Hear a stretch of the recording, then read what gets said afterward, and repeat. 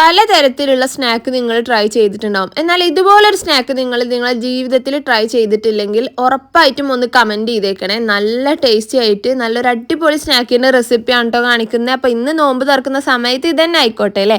അപ്പോൾ എന്തായാലും നമുക്ക് അതിലേക്കുള്ള മസാല ഒന്ന് റെഡിയാക്കാൻ എടുക്കാണ്ട് അതിന് വേണ്ടിയിട്ട് ഞാനിവിടെ ഒരു പാൻ അടുപ്പത്ത് വെച്ചിട്ട് അതിലേക്ക് വെളിച്ചെണ്ണയും ഒഴിച്ചു കൊടുത്തിട്ടുണ്ട് കേട്ടോ. കുറച്ച് കൂടുതൽ വെളിച്ചെണ്ണ ഒഴിച്ചു കൊടുത്തിട്ടുണ്ട്. അതിലേക്ക് നമ്മൾ ഒരു 2 സവാള വരെയൊക്കെ നമുക്ക് എടുക്കാം. അത്യാവശ്യം നല്ല വലിപ്പമുള്ള സവാള നോക്കിയിട്ട് 2 എണ്ണം വളരെ ചെറുതായിട്ട് അരിഞ്ഞിട്ട് അത് ചേർത്ത് കൊടുക്കുക.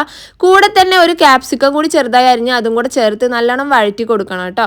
അതിലേക്ക് നമുക്കൊരു 1/2 ടീസ്പൂൺ ഇഞ്ചി വെളുത്തുള്ളി പേസ്റ്റും കൂടെ ചേർത്തിട്ട് നല്ലോണം വഴറ്റി കൊടുക്കുക. ഇതിലോട്ട് നമുക്ക് ചിക്കൻ ഒന്ന് ഷ്രെഡ് ചെയ്തെടുക്കാണ്ട് കേട്ടോ. അതിന് മുൻപായിട്ട് നമുക്ക് ഇതിൽ മസാലകൾ ചേർത്ത് കൊടുക്കാം.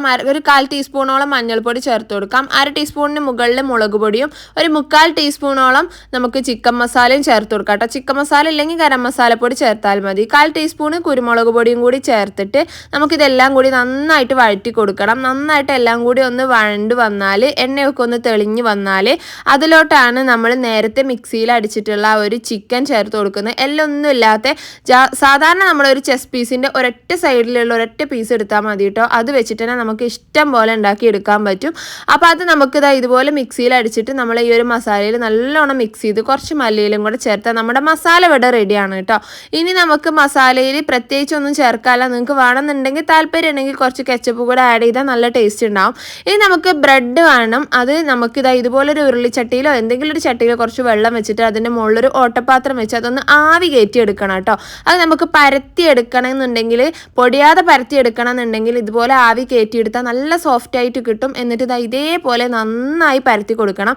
പരത്തുന്നതിനൊക്കെ മുമ്പേ ആവി കയറ്റുന്നതിൻ്റെ ഒക്കെ മുമ്പായിട്ട് അതിൻ്റെ സൈഡിലുള്ള ബ്രൗൺ കളറുള്ളതൊക്കെ കട്ട് ചെയ്തിട്ട് നമുക്കൊന്ന് മാറ്റി വെക്കണം കേട്ടോ. എന്നിട്ട് വേണം ഇതേപോലെ പരത്താൻ, ആവി കയറ്റിയിട്ട് പരത്താൻ കേട്ടോ.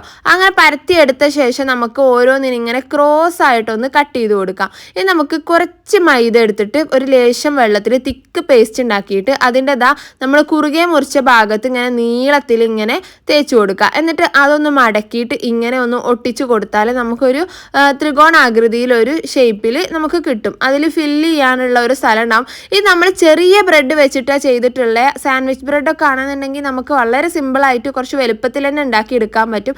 ഇത് കുഞ്ഞു കുഞ്ഞു സമൂസ ഷേപ്പിലാണ് കേട്ടോ നമ്മളിത് ഉണ്ടാക്കിയിട്ടുള്ളത്. ഇതുപോലെ നമ്മൾ മടക്കിയെടുത്ത ശേഷം ഇങ്ങനെ മാവ് വെച്ചിട്ട് അതിൻ്റെ അറ്റം മൊത്തത്തിലൊന്ന് ഒട്ടിച്ചു കൊടുക്കണം കേട്ടോ. ബ്രെഡ് ആവുന്നതുകൊണ്ട് തന്നെ ഒട്ടാൻ ഒരു ബുദ്ധിമുട്ടും ഇല്ല. ജസ്റ്റ് ഒന്ന് അങ്ങ് പ്രസ് ചെയ്ത് കൊടുത്താലും മതിയാവും. അപ്പോൾ നല്ല രീതിക്ക് തന്നെ നമുക്കത് ഒട്ടിക്കിട്ടും കേട്ടോ. അപ്പോൾ ഇത്രയേ ഉള്ളൂ. എവിടെയെങ്കിലും നമ്മളിത് ഒട്ടിക്കുന്ന ഭാഗത്ത് അഥവാ എങ്ങാനും നമ്മൾ ഇതിൻ്റെ ബോഡിയിൽ കീറിപ്പോയിട്ടുണ്ടെങ്കിൽ കുറച്ച് മാവ് വെച്ചൊന്ന് കവർ ചെയ്താൽ നന്നായിരിക്കും. നമുക്ക് ഒരു മുട്ട ഞാനൊന്ന് പൊട്ടിച്ചൊഴിച്ചിട്ടുണ്ട്. അതിലേക്ക് ഇതുപോലെ കുറച്ച് പാലും കൂടെ ഒന്ന് അടിച്ച് നല്ലപോലെ ഒന്ന് അടിച്ച് ബീറ്റ് ചെയ്തെടുത്ത ശേഷം നമ്മുടെ ഈ ഒരു ഫില്ല് ചെയ്തിട്ടുള്ള ആ ഒരു ഫില്ലിങ്സ് ഇതുപോലെ ഒന്ന് ആദ്യം മുട്ടയിൽ ഡിപ്പ് ചെയ്ത് കൊടുത്തിട്ട് നമ്മൾ ബ്രെഡിൻ്റെ സൈഡ് കട്ട് ചെയ്ത വശങ്ങളുണ്ടല്ലോ അതൊന്ന് പൊടിച്ചെടുത്ത പൊടിയിൽ ഒന്ന് അങ്ങ് മുക്കിയെടുക്കുക. എന്നിട്ട് നമ്മൾ നേരെ ഡീപ്പ് ഫ്രൈ ചെയ്തെടുക്കുക. പെട്ടെന്ന് ഫ്രൈ ആവും. ബ്രെഡ് ആവുന്നതുകൊണ്ട് തന്നെ വളരെ പെട്ടെന്ന് ഫ്രൈ ആയിട്ട് കിട്ടും കേട്ടോ. 2 സൈഡും ഒന്ന് ഗോൾഡൻ ബ്രൗൺ നിറമായി കഴിയുമ്പോൾ നമുക്കിത് എടുക്കാം. ഇത്രയേ ഉള്ളൂ.